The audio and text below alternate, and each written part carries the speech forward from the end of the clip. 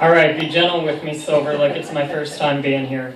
So, all right, what the fuck? It's almost 10:30. Valentine's Day is tomorrow. So I think you guys are ready for it. And to get you in the mood for Valentine's Day, I'm going to talk about my yeast infection.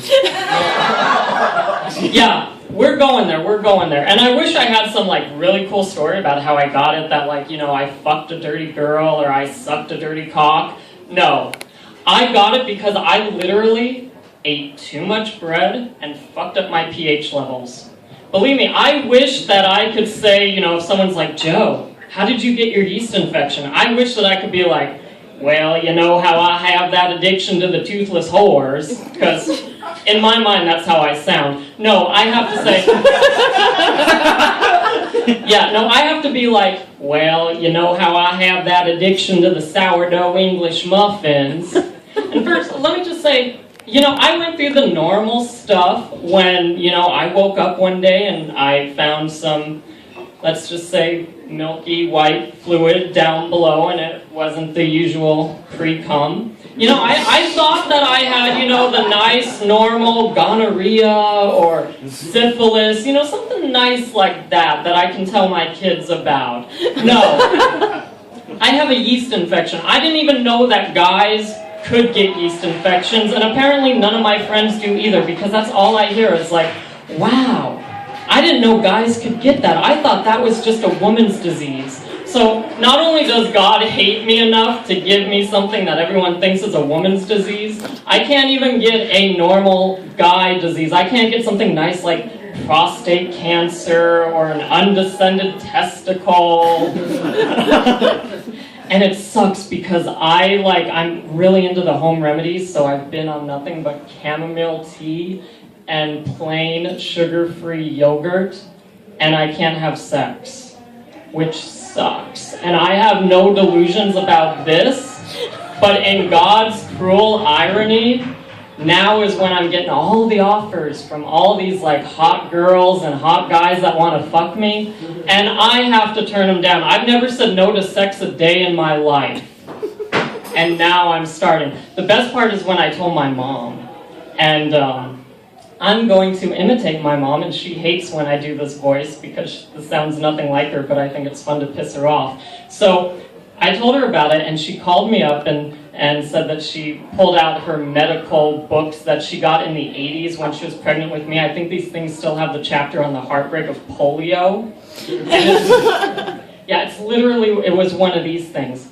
Well, you know, I looked up this yeast infection thing, and it didn't say anything about that you get it from too much bread. It just said that guys can get it from a girl if she has it in her vagina and you have sex with her. So I don't know who you've been fucking, but that's probably how you got it. And my book also said that you can get it if you masturbate too much, or if you pee and you don't clean yourself after you urinate. I did some investigation on this yeast infection. Yeah, investigation like she's fucking Angela Lansbury in Murder, She Wrote. But I was like, great, so not only does my mom think I'm a liar who fucks dirty girls, but she also thinks I masturbate too much, which, hello, you can't.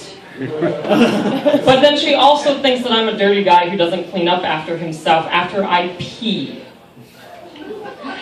And speaking of my mom, so I love my mom so much, and she's older, she's in her 60s, and she retired from her day job, but she's the type of person that she always has to work. I think if my mom was to be one of these people who, you know, retires and then just sits at home watching the soap operas, she'd be dead in an hour.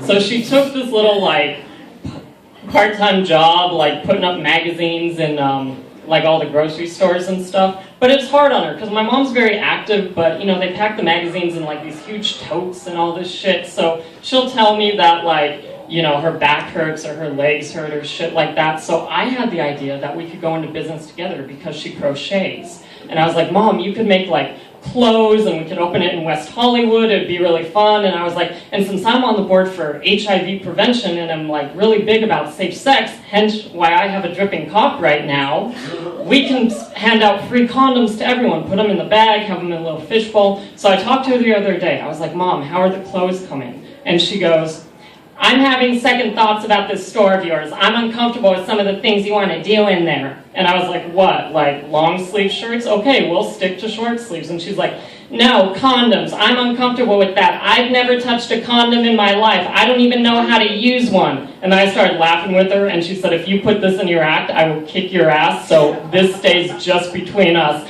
Thank you guys. You have been amazing. I had a great time here. Happy